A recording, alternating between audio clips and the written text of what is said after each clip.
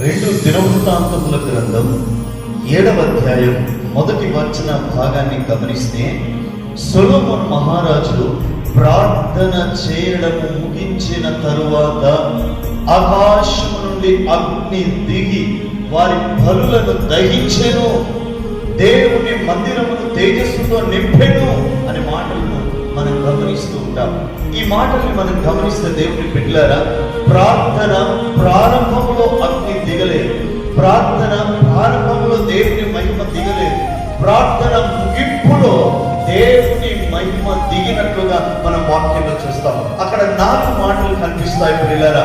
సొలొమోను ప్రార్థన ముగింపులో అగ్ని దిగడము, ఆ బలులను దహించడము, మందిరము తేజస్సుతో నింపబడము, ఆ మందిరములో ఆరాధనలు, స్తోత్రాలు, స్తుతులు జరగడము మనం గమనిస్తాం. ఈ 4 కార్యాలు ఎప్పుడు జరిగినాయంటే ప్రార్థన ప్రారంభంలో కాదు, ప్రార్థన ముగింపులో. మనం ఏం చేస్తుంటామంటే ప్రార్థన ప్రారంభంలోనే దేవుని ఆశీర్వాదాలు పొందుకోవాలని ఆశిస్తాం. ప్రారంభం కాదు, ముగింపు వరకు మనం ఓపికతో స్థిరంగా నిలకడగా ఉండి ప్రార్థన ముగించగలవారం అయితే తప్పకుండా మన ప్రార్థన నిమిత్తమై ఆకాశం నుండి అగ్ని దిగి వచ్చును గాక.